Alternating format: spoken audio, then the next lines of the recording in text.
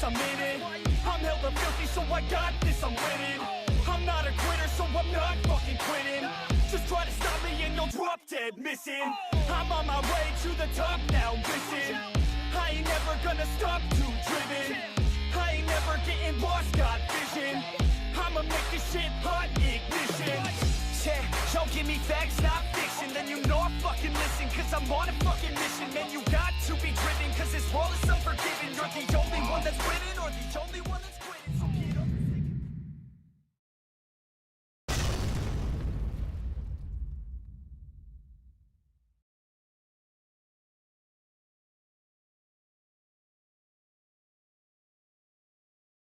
This will be played back to back, so if a game is scheduled to start like half an hour from now, I think that Rise against TNC, that will be played right after this series. After Rise had like 10 to 15 minutes of break time to relax, and then we got another Boom versus TNC coming up, so well, plenty of best of twos to go around here. I'm really loving these long days where I get to get all of my hype out of my system. And you know, with picks like these, there's no wonder that there's so much hype. Earthshaker Dragonite, where if you land the first echo of the game with the Dragonite present, you just win an entire teamfight. Dragonite's corrosive breath already makes it possible to kill up everyone involved in that first fight after they get echoed. And then you have the Dragon form to continue pushing. It's huge. Especially huge with an Oracle for the roots to allow Dragonite to use his insane right-click damage on Ocean. They will pick one of the different matter, the Queen of Pain. I mean, that hero is huge in every regard. She flash farms insanely fast. If she falls off, you can just make her jungle recovery stacks like you would any other hero, really. And, well, the nuke damage potential to, at level 6, just shut down the enemy carry who's still level 5, level 4. That's pretty huge.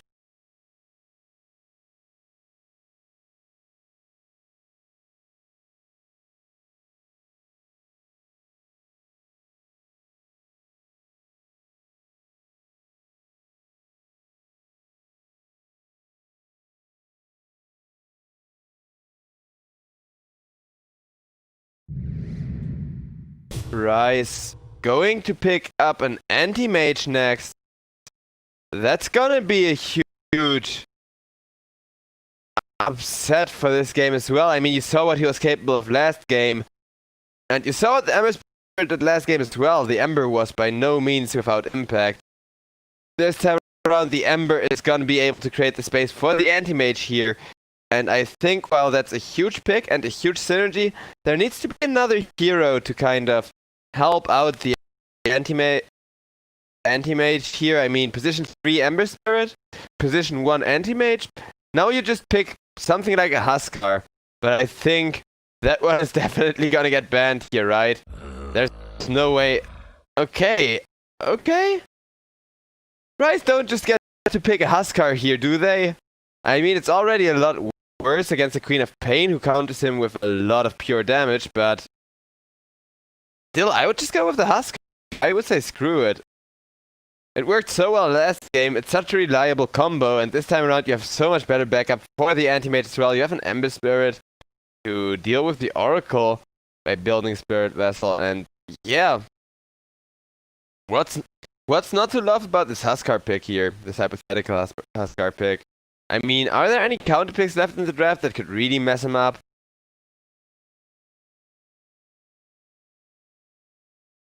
Yeah, I guess the Troll Warlord would counter a Huskar here.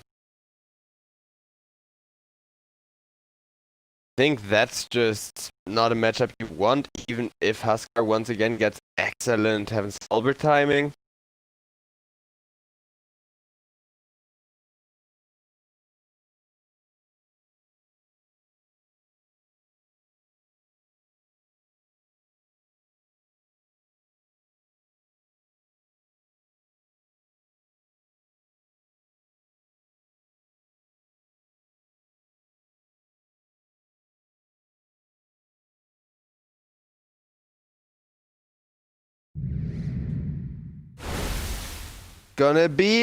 That's not a Huskar, though it is a very, very similar hero.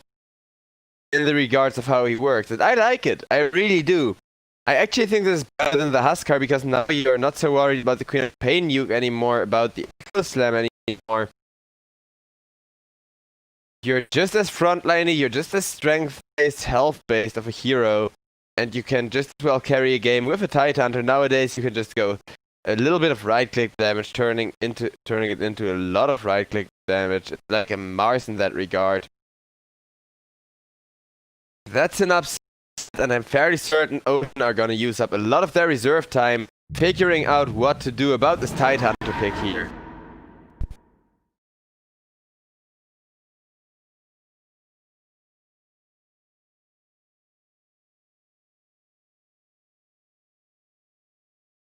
Okay, well,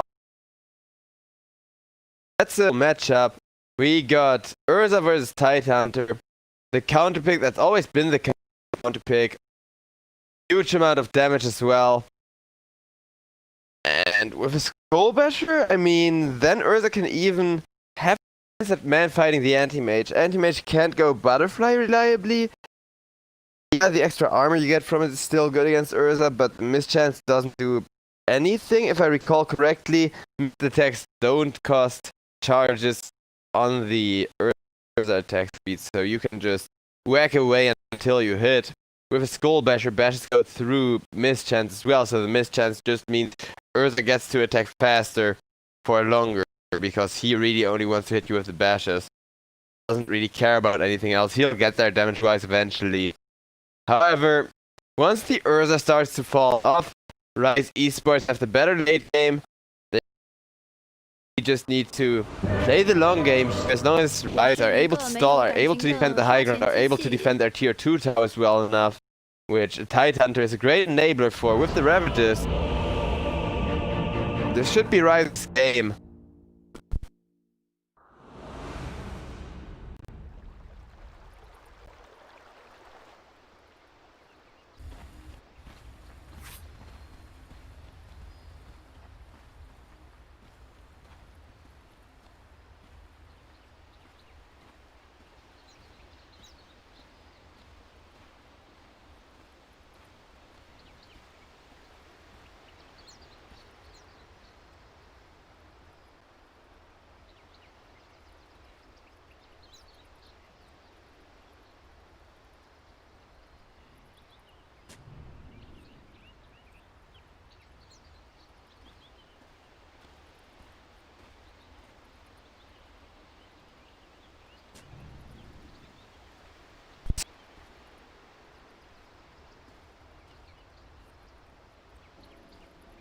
Tidehunter, there's definitely huge first blood potential.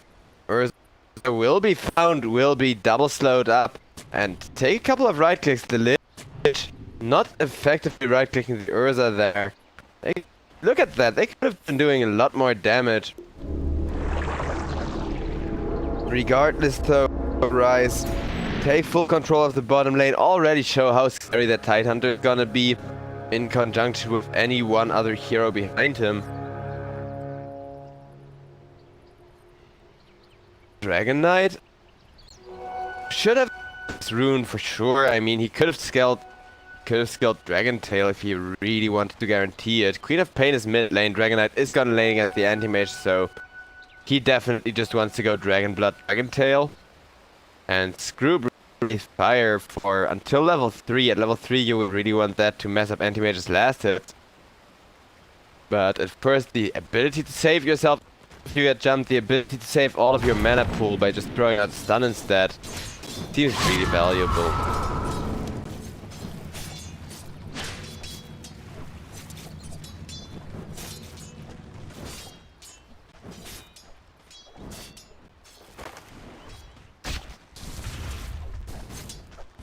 Urza doing his best to farm up and already doing a pretty good job at that. The only one who's farming harder right now is the Ember Spirit, and Ember Spirit, he's decent against the Queen of Pain, but gradually will become worse and worse against her until that point where he outscales her. But by then she will have a Shivas and not really care about their fists either.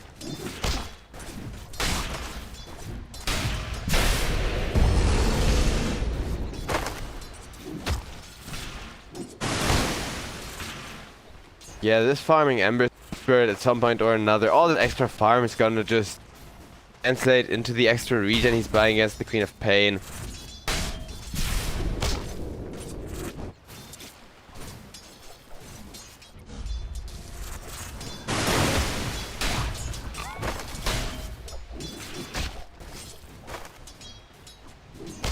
I like what Anti-Mage is doing here with the creep wave. Pulling it under the tower, making sure that he still gets all of those delicious last hits. Well, so much for that, I guess I just jinxed that one.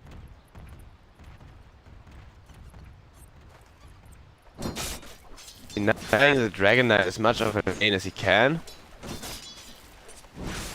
However, this bot lane Urza against the Tidehunter is going to be a problem.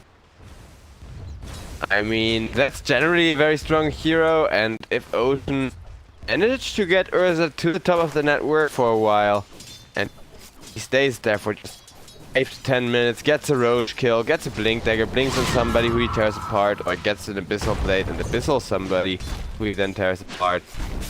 That's amazing. Also, another amazing thing is this Fissure block. Completely on point from the Earth Taker. Ammo is ticking out, gets the bottle in the nick of time, heal himself up. That's what I meant with Ocean getting the better and better mid matchup as the game goes on. So Queen of Pain, she just always gets to extinguish the Flame Guard for stall damage. She has a lot of pure damage that goes through it, so even if it's off cooldown, it's not a guaranteed surefire way the Ember Spirit lives.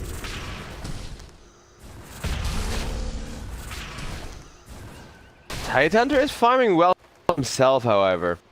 So while Urza may be having the best lane of his life, so is the Tidehunter, and that slower load is gonna kite Urza around until he gets a BKB. Let alone the Tidehunter can potentially pick up the impact he can have. Very nice dodge of that Fissure from the Ember Spirit, and with that, Ember Spirit is just gonna sacrifice himself to the Queen of Pain in exchange for a kill on the Earthshaker. And I mean, BTL, he's gotta be pretty thankful for that assist gold, for him now being able to leech experience until Ember Spirit comes back into the lane. As Rubik, with enough experience, with enough points in that Fate Bolt, can really become a big early game threat, can really mess up your last hits as well by casting a single Fate Bolt. I don't know, it's huge, and Ember dying there, they make the most of it. It wasn't first blood gold either, since it was like shared bounty. Which means effectively that kill just did nothing for either team's favor other than shift the gold balance a little bit away from the Ember Spirit, which may not be that great for him, but buying time for the team with an anti-mage always seems to be the way to play. Quick. Heading jump, getting killed off. Just a couple of right clicks from the Queen of Pain to do the job, and Haste Rune is still gonna continue for a while. Queen of Pain could be looking for more just once the runes, though. Gonna get one of the bottom ones. I wonder who's gonna be the first to get around to taking the top runes. Like Rice will be, with 2 ports rotating into the middle lane.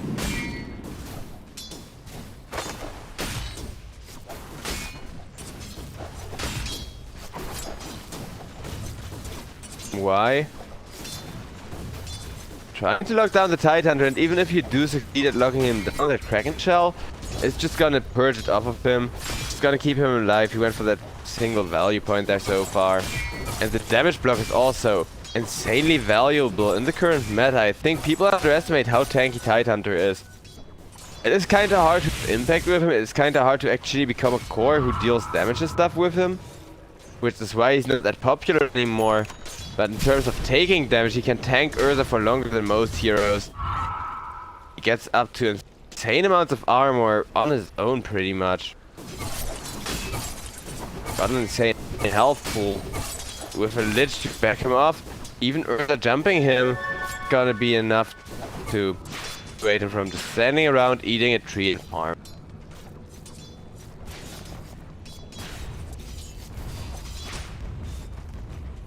Anti-mage continuing to get his GPM going as well. There's a lane. Dragon Knight would just be dead to a mana void plus a few, right? Go, boom. Oh, okay. He waited till the Soul Ring wore off. If you just, you know, use the Soul Ring, then you can really screw with the Dragon Knight. And how much damage would that have been? Let's do some math here. Certain it would have been enough. Yeah, 0.8 damage for each missing. And he had like 460 mana pool or whatever. So...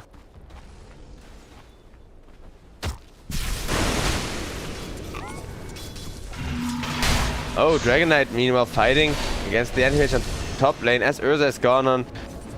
Fuzzy is gonna live it, so will the Dragon Knight. Blade has to get himself out of there. The Ring of Health alone not gonna be enough to regen him up with a Tango. Still pretty comfy life regen, allowing him to stay in the lane. And there's the mana void. Too little too late, but you saw the amazing damage that did. Straight up obliterating what was left of that creep wave.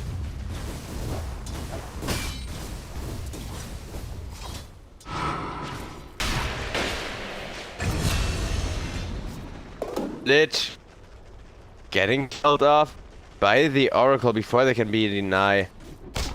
Another nice kill for Ocean, who are pulling ahead kill-wise. They need to start shutting down the anti-mage really. That's the one thing they've kind of been getting about, because Blade, he's farming fast, he's farming hard. They're only gonna start farming harder as the game continues.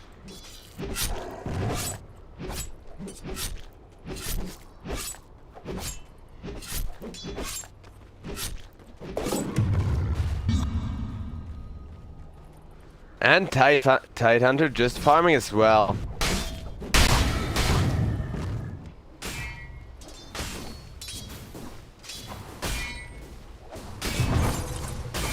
Tidehunter, I think he is gonna go for the answer smash build here, maxing that. Doesn't have to be because of that. You just want the damage reduction as well to kind of mess up your opponent's last. It's kind of be a lane dominator. Mage going for the Dragon Knight again, this time around without an ultimate available. Okay, so much for that. It just comes off cooldown. I think that's why he went for the kill, and I think that's good move in hindsight. I mean, well played. Really good job from Team Rise. They did have to rotate a couple of heroes just to make sure the anti-mage survives that engagement.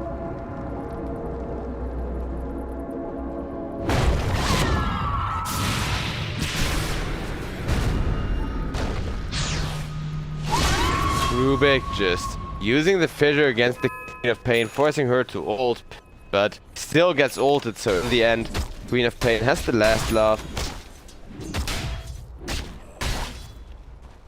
Or does she? Since I'm pretty sure Blade's anti-mage farming really well. Finally starting to become a hero. Also laughing right now.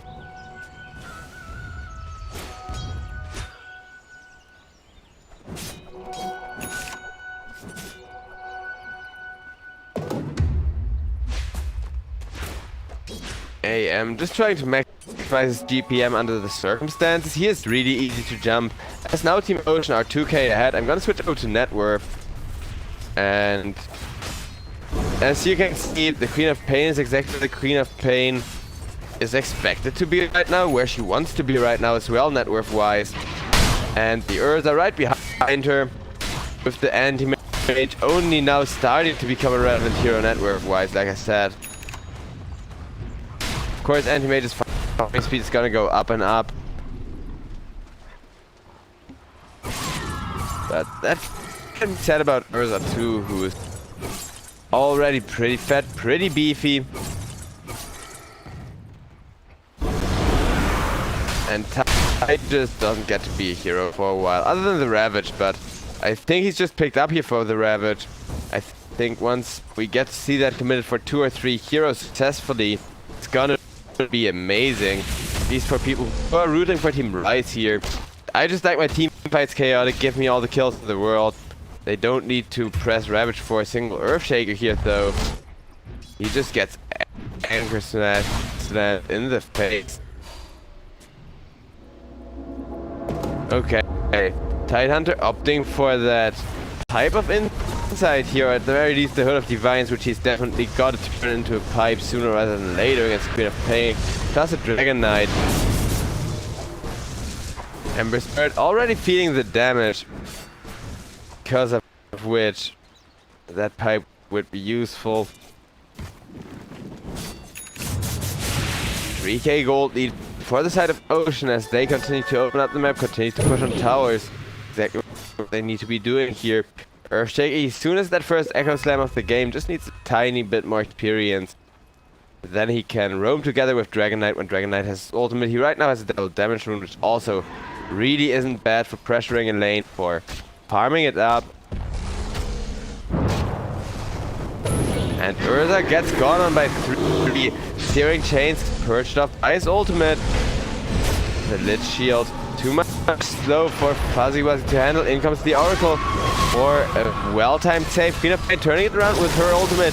It's just got to kill off the Lich, and there's the 3-man Ravage. Urza almost going down, but Oracle did do a good job eating him up. Queen of Pain now chasing for more, showing that the Ravage wasn't enough. Really wants that Rubik. Has put herself in a bit of a tight spot with very little mana. Gets found by the Tidehunter, but managed to get out of there. In comes the Ember Spirit. Now that everyone has their ultimates on cooldown. Oracle finally forced to the front lines by Team Rise, who've just been trying to go for that healer the entire fight. Except for first, where they didn't know the Oracle was committed fully. And then when they saw Oracle was standing forward between the trees healing everyone, they just backed out. Which was a really wise move and a nice fight from Team Rise, but it simply wasn't enough, especially since Dragon Knight has been hitting that bottom tier 1 tower ever since he's bullied the anti-mage out of the lane here. AM.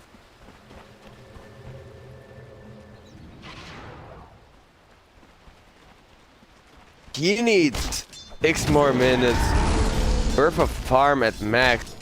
When the 20-minute runes spawn, he's a hero. He is gonna be able to start tearing people apart, even if it's just a Battle Fury, but plus a Yasha. If you have that at 20 minutes, you're doing your job well as a carry, and right now he is underway to really nice Battle Fury timing with only 1k gold to go for that Mithril Hammer.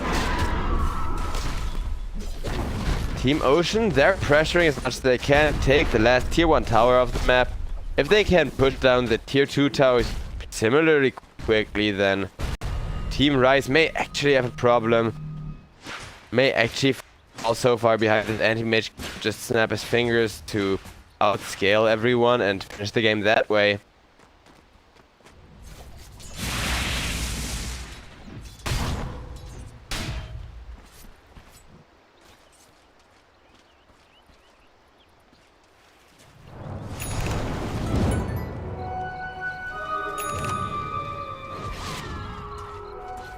Spirit almost getting jumped. Well, he wanted to cure Rune and it's gonna be fine. Well, now 4-man gang squad, 3-man gang squad as anti-mage is pushing top actually. Baited going in that direction, getting more kills, but who took the top rune by the way? Okay, it looks like Urza did.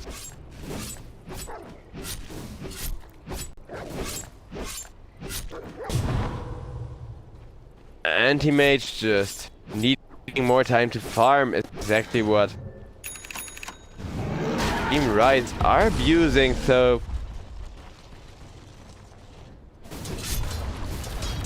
it's really hard to stall against an Urza, against the Queen of Pain. You can't play around with ultimate timing, and so far every time they try to catch the Queen of Pain without her ultimate, they just get outmaneuvered, or there is a counter smoke. There's now gonna be a smoke that the Queen of Pain ultimate is available. Since you simply have all of that damage, why not put it in the face of a hero?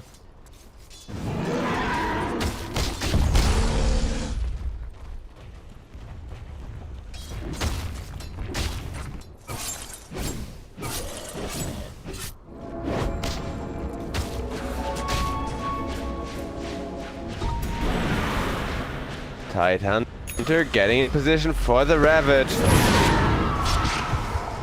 Bird of Defiances himself up, the Lich ultimate not really doing a lot there. And the Ravage hasn't been thrown out yet either. Dragon Knight at half health, got healed up by the Oracle, who's still at near full mana.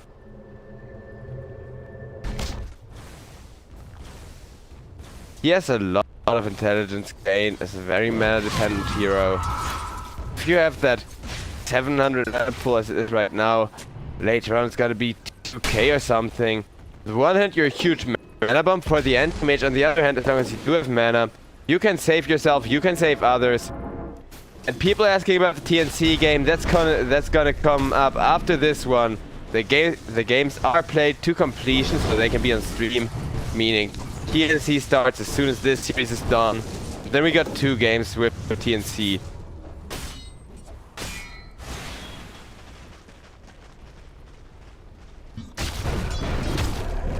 This entire tournament is just to bring you guys as much commentated Dota as possible in 3 different languages all across the internet. And you know, I really like getting to work those long days. Really nice to have a lot of the strategical Dota, because if the Dota is already slow and you just cast like 3, 4, 5 hours, very tiresome. But if it's 10 hours and you have to actually conserve your energy a little bit, you have to actually, you know, concentrate on all the going-ons, as these 2 teams are now trying to rise to an advantage from which they can do something. Dragon Knight immediately triggering that form to farm. He just wants to maximize his GPM. Rise realize Anti-Mage's farm is getting quicker and quicker. He is already 3rd in net worth. With that Battle Fury already available and the farming Yasha coming out next, Blade will multiply his net worth quickly. As for the Tidehunter, the curious pick, the odd out in the bunch, he's gonna have a snipe soon, but seems like he wants to go Blink Dagger first, which is a really fair move. I mean, being able to go for that Blink Ravage would have made that last fight so much better. It will force Team Ocean to permanently position themselves far more carefully, which disallows for those amazing Queen of Pain ultimates, because right now that's DC or whatever you pronounce that. Queen of Pain, everyone knows what the name is pronounced, please tell, but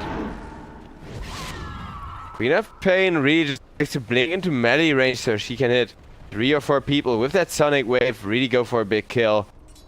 We see a smoke from the side of Rise, who are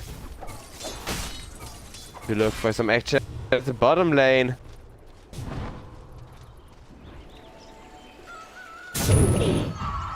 Dragon Knight doesn't even get to go to the rune before Ember Spirit snatches it away in front of his nose, and Dragon Knight is just gonna die.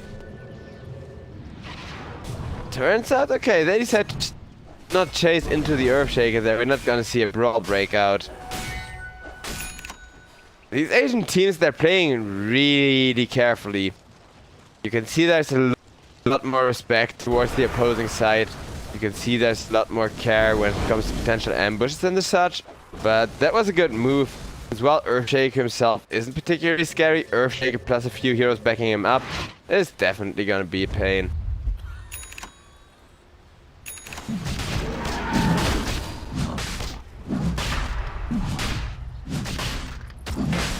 Roche is gonna get taken by the side of Team Ocean here without any contestation, it seems, because it's simply that quick of a Roche with an Urza plus a few heroes to make it go quicker and easier.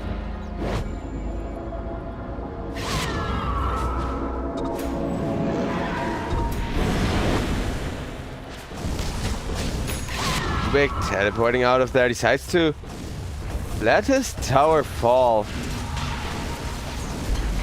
Anti-Mage pushing out the bot lane himself. He's got that Yasha, he almost got that Manta style coming in already. AM with a Manta style to deal with the Queen of Pain slow, to even dodge fissures. You can dodge fissure with Mana Style if you time the iframes right. Ryle, I'm not sure if some of you are familiar with the player, is a player who does that a lot.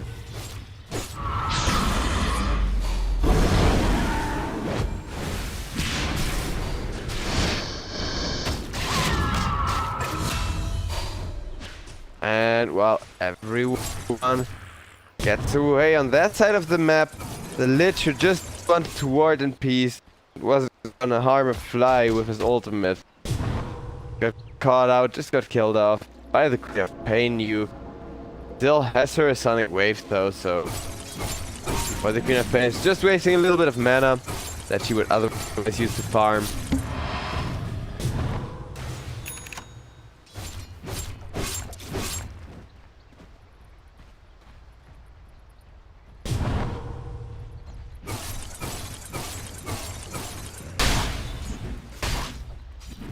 Team Ocean, they want to apply more pressure to this map. The Urza's power curve may be a pretty strong one, but it doesn't last forever. So while they have this E, guess will besiege the bot tier 2 tower, try to open up the map as much as they possibly can, but in the mid lane we get to see Tidehunter hit a 2-man Ravage, Earthshaker. Get denied casting anything there. Tidehunter running for his life, but he's gonna be just fine as Dragon Knight has no mana left to do anything. Okay, now Queen of Pain comes in. Never mind, that's just fine comment. Dragon Knight uses the wand to get out of stun as well. On the bot lane, Lich died again. 2 Urza, that's just fuzzy tearing him to shreds pretty much. And all of these loose kills getting taken by Ocean are really securing them the lead here. Are really keeping them on schedule when it comes to pushing towers, when it comes to getting their carries online in any regard. Meepo! Meepo! Meepo! Meepo! Meepo! Meepo! Meepo! Meepo! Nobody's playing the Meepo game. Meepo! Meepo! Meepo! Meepo! Meepo! Meepo! Meepo! Meepo! We're just gonna wait for Anti-Mage to reconnect. I'm gonna check up, are there any items I've missed? Queen of Pain, she has a 10-second BKB at the ready. That's gonna be interesting. I mean, Orchid, already a very solid item here.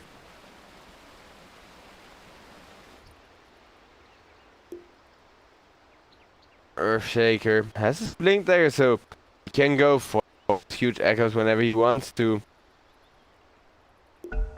And even the Rubik has a 4-staff.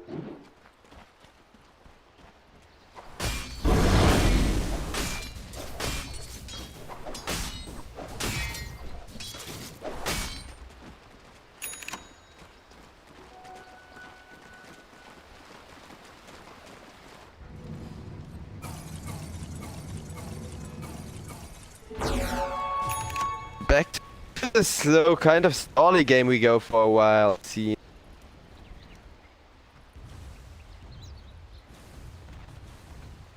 As Team Ocean, they've done a lot of damage to the towers so far, but they still really want either the bot or the mid tier 2 at least before they can consider pushing high ground after hitting that Queen of Pain ultimate. Queen of Pain with that Orchid also has the ability to easily escape against an Ember Spirit who would otherwise just keep chasing you with remnants and use Fist plus the Spirit Chain combo.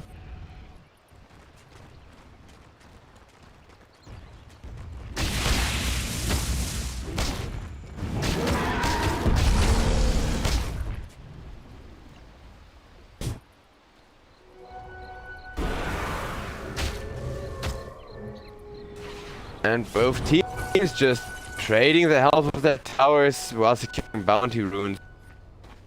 Ocean definitely more effective when it comes to pushing in, especially with the Dragon Knight who's just farming and killing the tower at the same time. Even hitting the catapult there. Even hitting the Tidehunter there. Now Tidehunter sees how hard Dragon Knight actually hits. Dragon Knight gets healed up by the Oracle a little. Just fine. He has a ton of regen himself, plus a huge health pool.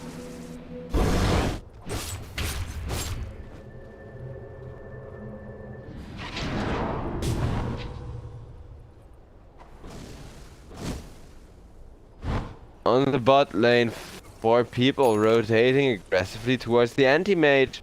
However, Rubik does not get caught in the scan. I'm not even sure if he wants to teleport out of there, but things are that he does. Anti-mage.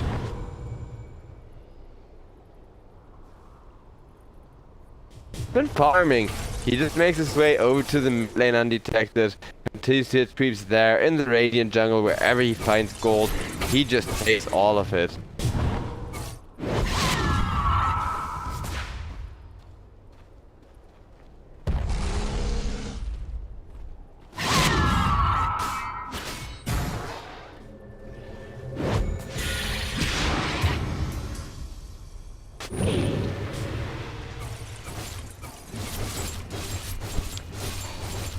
That's gonna be Urza, taken off the map by Anti-Mage with Skull Basher, who now turns that Skull Basher into a full-blown Abyssal Blade, and Team Rise, it looks like they have reached the point where they are the leading force in this game, where they are in charge, get to call the shots.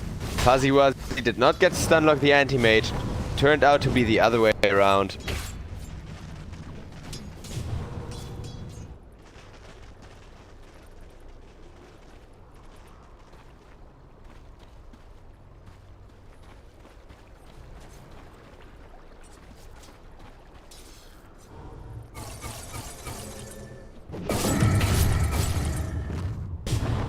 Anti-Mage, he's got the core item. That's interesting. For the Tide Hunter, he's saving up for a Vlad. I'm kinda sad he didn't go for the Anchor Slam build and try to get an attack modifier, even if it's just a Bleak Stone. That's so huge on its own. So with the Titan Sliver, that may still be planned in the future for him.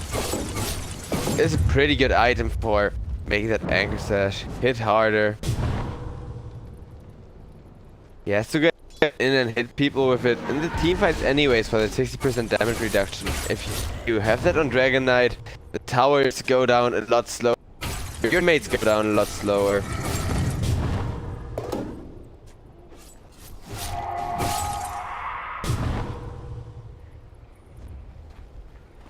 Urza, he's actually just a mini anti-mage at this point. Got full dasher and everything. Queen of Pain, meanwhile, saving up for the Lincoln Sphere, and well, that finisher there was why the Lincoln Sphere, I guess, but anti-mage just freaking slam dunks on her. This AM is online.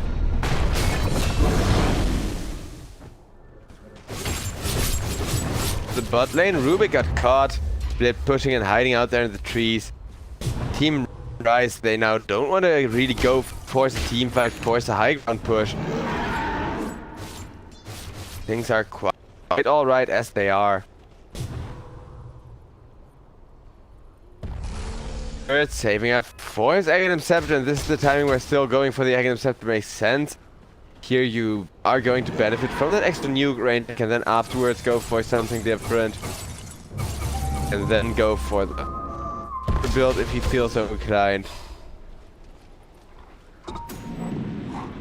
And a lot of people also just like to go Shivas and stuff, which, I mean, Shivas on Empress is pretty good if it's about hitting a lot of people with the Shivas and if you have the damage, but people tend to build Shivas even if they're lacking damage as well, and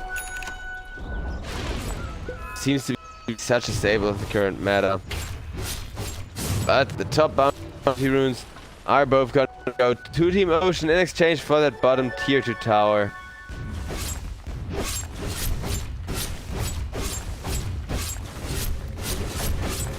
AM, he's sitting under this tower, ignoring the tower shots, well, just like an agility morphling would. The damage he does, and a small amount of time is actually pretty real. Ember Spirit now gets caught while Urza went for a quick solo roach. Tidehunter throws out the Ravage, but Dragon Knight has his BKB and in comes the Lich ultimate. It is gonna bounce a couple times. Bounce between the Urza and the Dragon Knight, forcing Urza to eat the cheese. He's only just now got from the Roche Earthshaker, buying back to be ready to be there with more stuns. Tidehunter goes on down. Lich goes on down next. Not a hard target to kill at all.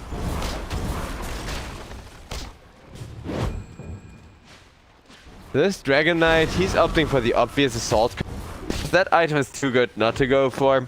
It gives your whole team extra armor too.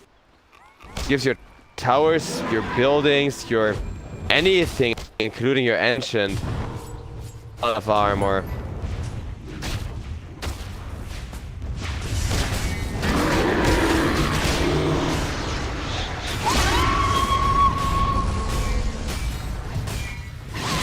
Ember Spirit got taken low off there by the Queen of Pain, but the Queen of Pain ultimate is gonna be off the mark, so with that, Team Ocean now on the run.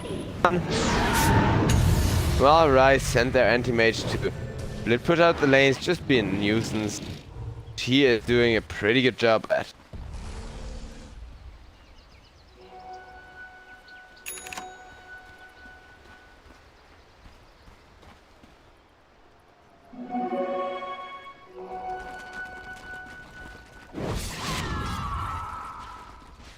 Team Rise grouping up, looking for a gank on the Queen of Pain. A hard target to look down, but if they get her, and they will allow them to push aggressively, use that bottom creep wave, use the anti-mage on the mid lane to get as many objectives as quick of a time as possible. To the high ground, hitting the tower worked so well previously, only gotten more fat since then.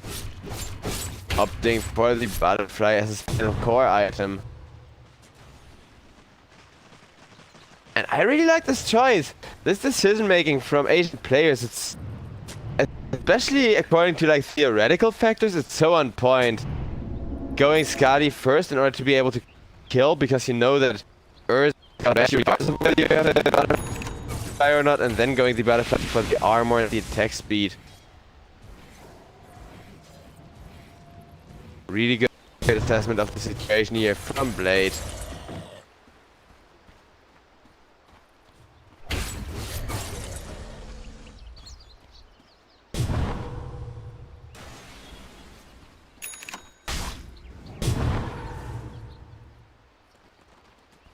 Ember Spirit is finally starting to go for right clicks as well. He realizes he needs to scale with his Slayer Fist in order to stay relevant in the game, keep the action going here. And we got a smoke coming out from the side of Ocean. They will catch the Rubik, however, end up losing both their Oracle and their Earth. Out, an Echo Slam coming out without False Promise getting committed there. Tidehunter gets ran down by the Urza that was specifically picked up to counter him. Meanwhile, Anti-Mage though is gonna chase down the Queen of Pain after Link's way there. Dragon Knight and Urza now in a lot of trouble, and Anti-Mage is gonna take both of them in a 2v3 teammate. The Dragon Knight is gonna go down in exchange for the Tidehunter there, and slowly but surely Urza's gonna die the first time. They can most definitely kill him off the second time too. There's the root from the Dragon. Oh, that actually hurt. Lich just gonna go down. They definitely didn't have the means to kill off Urza a second time. What would have otherwise been the final fight of the game, and the GG is now actually just putting us back to a very close situation gold net worth wise, a very close situation game stay wise. And the runes are gonna be split 50-50 once more. No team really giving the other any economic space. Any bit of a lead they could potentially snowball. Although this anti-mage is already a really hard hero to deal with, the only one to really counter him is the Urza. And that butterfly is definitely gonna help with that, because look at his armor now. That is 29 points of freaking armor just from his agility. Fury swipes. Good shit on that. Urza opting for the Aghanim Scepter though. I mean, being able to press and rage while you're stunned up and just get rid of stun alone is so powerful. It's like Linken's on steroids, but the sheer fact that the cooldown gets that freaking short and... Okay, he went for the enraged duration too, so this game's gonna be absolutely ridiculous. 1/3 of the time, this bear is immortal. He could also go for cooldown reduction to make this, with an Octarine Core, half of the time. And I know Octarine Core on Urza sounds really crazy, but I've seen it done before. And it works quite well because overpowered cooldown being reduced on an Urza with Gold Bashes being the meta item. Pretty good. Maybe when the group stage is almost over and the teams know they're gonna be upper or lower bracket or whatever and can't really change their position, they will try some new stuff out, some of those interesting borderline tier 2 builds or upset builds that then get revealed on the big ESL stages when they experimenting with them still, you know? When the builds aren't that good that you never play them again until they're at the ESL stage. Because a lot of experimenting isn't done behind closed doors and scrims. It's done in tournaments where teams already know their placement. And for me personally, it's always a thing I really love to cast. But looks like so far we just got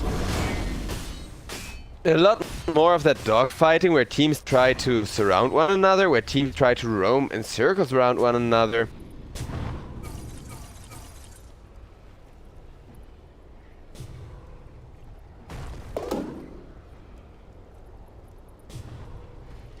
Havoc Hammer getting picked up by Urza. He much rather wants that status resistance. For the anti-mage, he's got himself a ninja gear. 20 agility, 30 movement speed, such a huge item.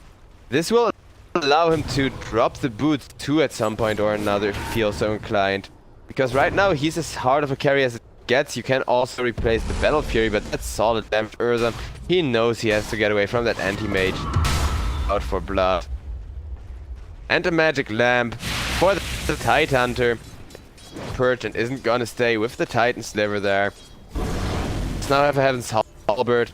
Is starting to hit hard even with his right clicks, even with his Anchor Slash. And he can take the 200 damage talent as well.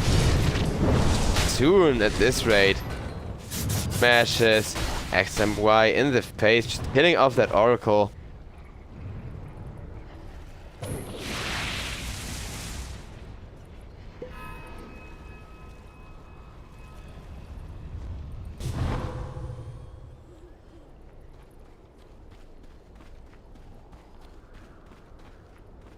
Big. Saving up for his Blink Dagger.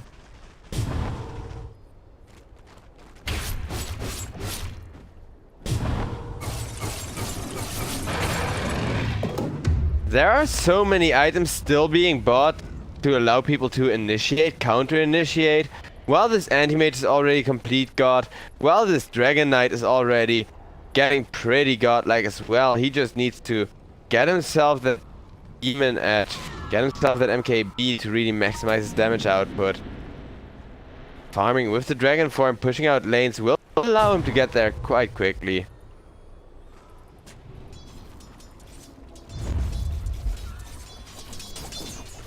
Whereas Team Rise scout out Road Pit, saw the enemy was there ready for a response, now smoke on that enemy, in this case the Earth.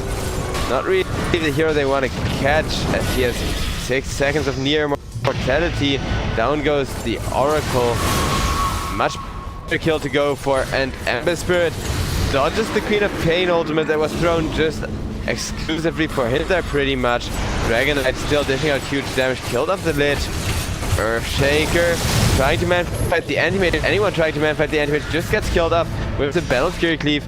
Everyone buying back from the side from from the side of Ocean as they realize if they continue losing hard, it's just gonna lose them the entire game. Tidehunter gets out, Anti-Mage looking to get in, and he will find the Earthshaker, he will kill up the Earthshaker. That's dieback for Earthshaker. Oracle will be the next one to die back. Buyback status, for those of you who haven't seen, who's bought back as Anti-Mage now tears apart the Dragon Knight who still has his buyback and has to use it immediately. Urza gonna go down, and that's Rampage for Blade on his Anti-Mage. He's just tearing them all apart, going insanely hard, and Team Rise, they take a well-deserved victory here, it seems. It's not quite GG, but if you have a Rampage on a hero, it's general consensus that the game is just over. Anti-Mage, if he eats a Moonshard, he can attack even faster, and he's already almost at the cap.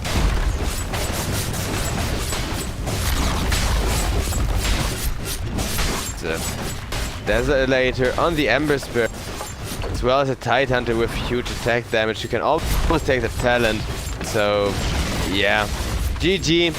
Especially the fact that Rise go for Megas here. Very clever from them, because if there was gonna be a base defense win that Ursula's back, they would have a Ravage. They would just have to beat the Radiant one last time in their own base with a Ravage, which actually isn't all that hard. So with that, it's gonna be a very impressive series here, as this best of 2 is gonna end. We're gonna go to a little bit of a break, and then we got Team Rise and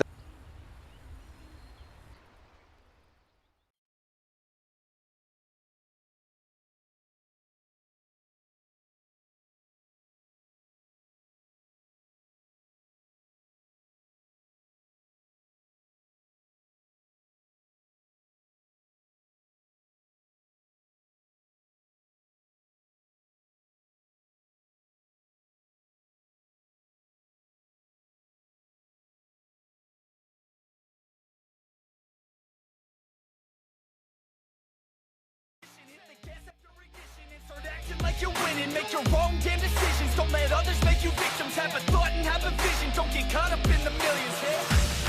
Yeah, I'ma make this shit hot. Oh, I'ma light the shit up. Yeah, I'ma make this shit hot. Oh, I'ma light the shit up.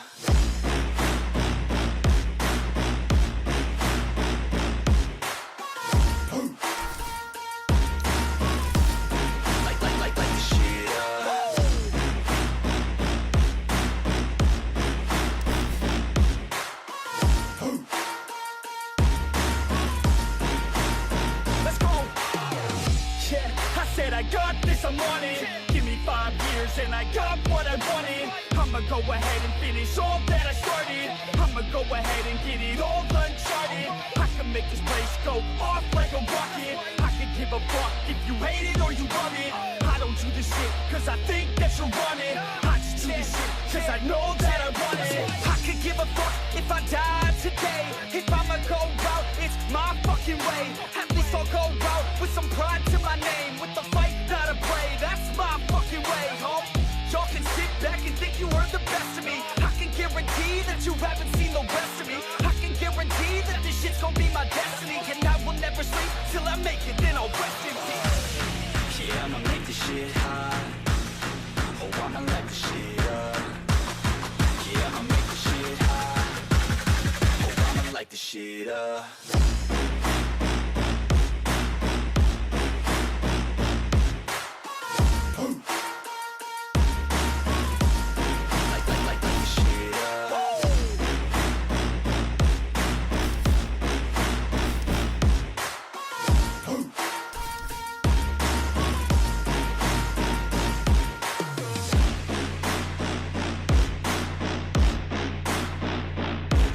With the best, you fucking with the facts.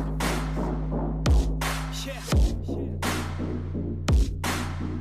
I don't even know what else to say. I'll let that 808 right out though. Yeah.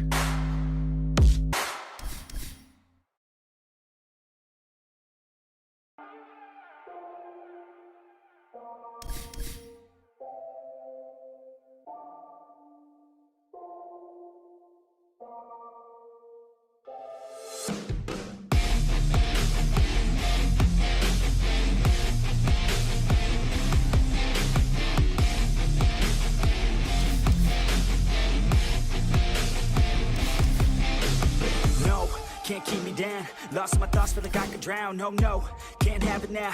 Buried so deep, I'm below the ground. I go where I hear the sound. All on my own, I can feel it now. Unknown, so my heart pounds, cause I don't understand what happens now. Oh no, I'd rest in peace, leave behind a lesser me. Working hard to better me, looking back I'll never be. Let's go, recklessly, fighting to forget it's me. I feel inside it's festering, but I just want to get the one that let me down. I'm looking at myself right now. The mirror nearly breaks itself. I'm screaming out cause I need help. And you're the one that let me down. I'm looking at myself right now. The mirror nearly breaks itself. I'm screaming out cause I need help. I tried to forget, you held me back soon as we met. You were always scared of what happens next. Unprepared, so you feel regret. I'm upset, cause I wasted time. I sat at the base when I should have climbed. I stopped with the chase and forgot the grind. I feel out of place, empty inside. You thought I'd never be, won't amount to anything. Had me doubting everything, you only knew a lesser me. You're now my enemy, wish you never met with me. Work until the death of me, so I become a better. You're the one that let me down. I'm looking at myself right now. The mirror nearly breaks itself. I'm screaming out cause I need help. And you're the one that let me down. I'm looking at myself right now. Nearly breaks itself. I'm screaming out cause I need help.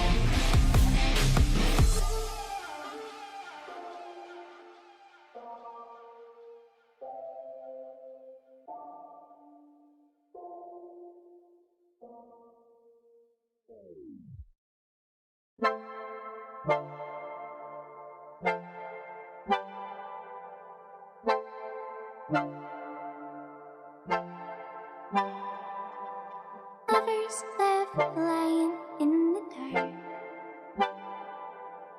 never faded by the lights or the dark. Across the world, across the ocean, you are. Lighting the lights that fire inside will never die. Never die. Never die. Never die. Never die.